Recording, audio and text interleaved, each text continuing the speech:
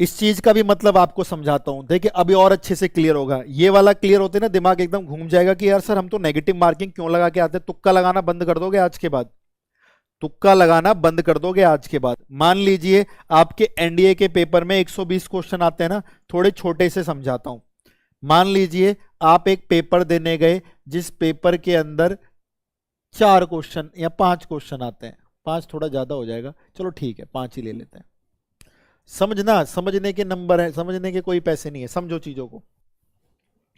जिसने मैथ समझ ली वो इनडायरेक्टली भी अच्छा कर जाएगा जीवन में, क्योंकि दिमाग विकास हो गया आपका। राकेश को बताओ भाई पीडीएफ कहाँ मिलती है, थोड़ा राकेश को स्वागत करो, ये नए बच्चे हैं, कह रहे पीडीएफ कहाँ मिलती है, इनको बताओ, क्योंकि भाई मैं तो अभी बिजी हूँ कंसेप्ट को आपके दिमाग में उतारने के लिए।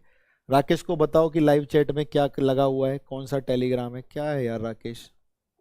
आंखें होने के बाद भी जब आप राकेश ऐसे करते हैं तो कैसे आप अंतरिक्ष पर जाएंगे राकेश जी, है भाई। आपको याद है ना राकेश जी हमारे देश के पहले व्यक्ति थे जो अंतरिक्ष पर चले गए थे। ठीक है, कितने परसेंटेज हो गया, रिया इंस्पिरेशंस के बाद बता देता हूं कितना परसेंटेज हो गया।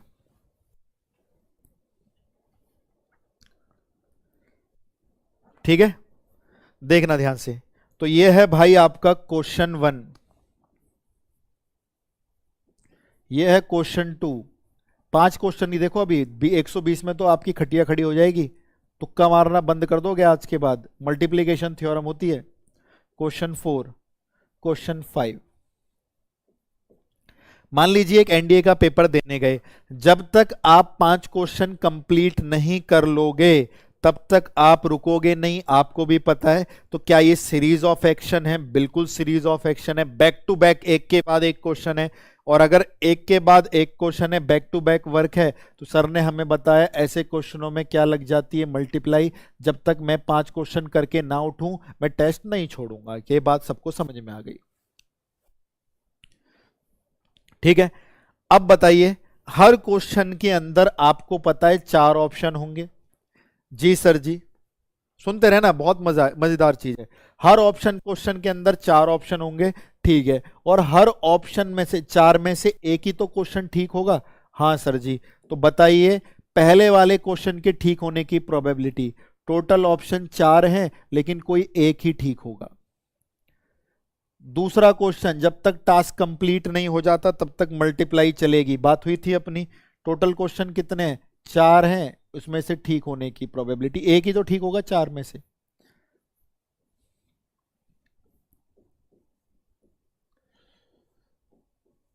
लीजिए भाई, हर क्वेश्चन के 4 ऑप्शन होंगे लेकिन उनमें से एक ही ठीक होगा। क्या आप इस बात से परिचित हैं?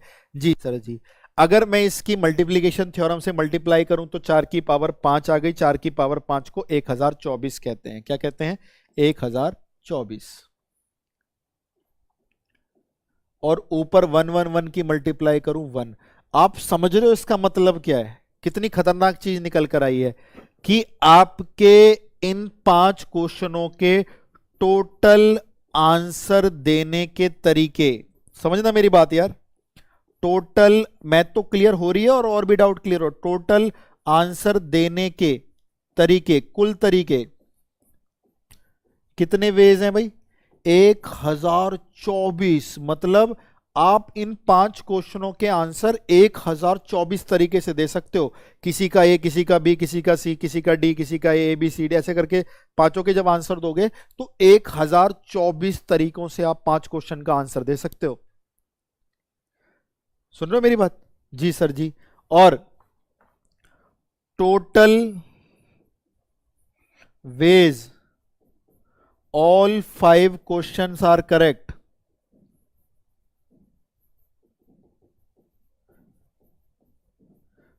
एक 1024 में से कितने तरीके होंगे जिसमें आपके पांचों क्वेश्चन सही होंगे? बताइए, 1024 में से कितने तरीके होंगे जब आपके पांचों क्वेश्चन सही होंगे? 1024 में से केवल एक ही तरीका ऐसा होगा जब आपके पांचों सही होंगे। यानी समझो तुक्के कितनी गलत चीज होती है। यानी तुक्के में 1023 ऐसे तरीके हैं, आंसरों का तुक्का लगाने में 1023 ऐसे तरीके हैं जिसमें शायद आपके 5 में से 4 सही हो, शायद आपके 3 सही हो, शायद आपके 2 सही हो, और शायद आपका एक भी सही ना हो। समझ गए? एक चीज और दिखाता हूं, टोटल वेज कि जिसमें आपके पांचों क्वेश्चन गलत हो जाएं। Total ways all 5 questions are wrong.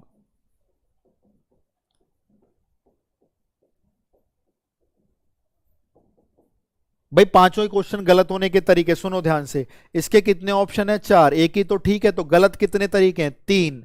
इसमें भी 4 में से एक ही तो ठीक है, 3 3 3 3 3 3 3 की पावर 5, 243। इसलिए तुक्कों के लिए मना किया जाता है।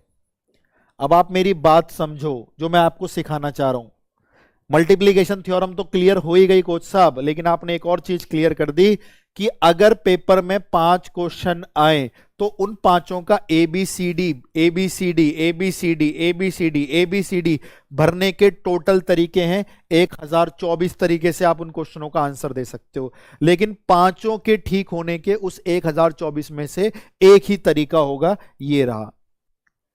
बाकी के 1023 तरीके में 4 भी ठीक हो सकते हैं, 5 तो नहीं होंगे क्योंकि 5 ठीक होने का एक ही तरीका है। 3 भी ठीक हो सकते हैं, 2 भी ठीक हो सकते हैं, 1 भी ठीक हो सकते हैं, और ऐसा भी हो सकता है 1 भी ठीक ना हो।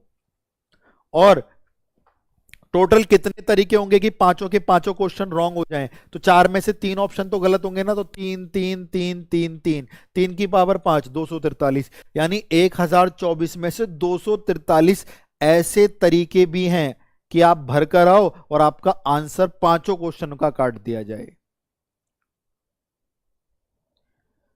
बताइए कुछ समझ में आई मेरी बात?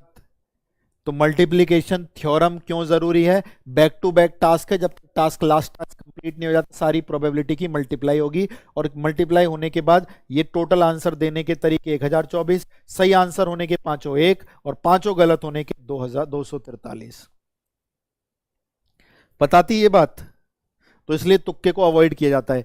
मान लो आप तुक्का मार के आ गए पांचों क्वेश्चन का, आपने सोचा 3 तो ठीक ही हो जाएंगे, 2 तो ठीक ही हो जाएंगे, मार देते ना बच्चे तुक्का, इसका ए लगा दिया, इसका डी लगा दिया, इसका बी लगा दिया, इसका सी लगा दिया, और आप खुश हो गए, अबे तुक्का मार दिया मैंने तो। अबे भाई मान के चल 1024 तरीके हैं टोटल आंसर देने के 5 क्वेश्चन के, और आप पांचों का तुक्का मार के आ गए, तो क्या पता आपका वो तुक्के वाला केस अगर गलती से इसमें आ गया ना, किसमें? 243 में, पांचों ही गलत हो जाएंगे आपके। और 243 तरीके हैं ऐसे जिनमें बच्चा पांचों क्वेश्चन का गलत आंसर दे सकता है। ठीक है, तो अब ये कंडीशनल प्रोबेबिलिटी भी आप सॉरी मल्टीप्लिकेशन थ्योरम भी आप समझ गए। बैक टू बैक टास्क होंगे जब तक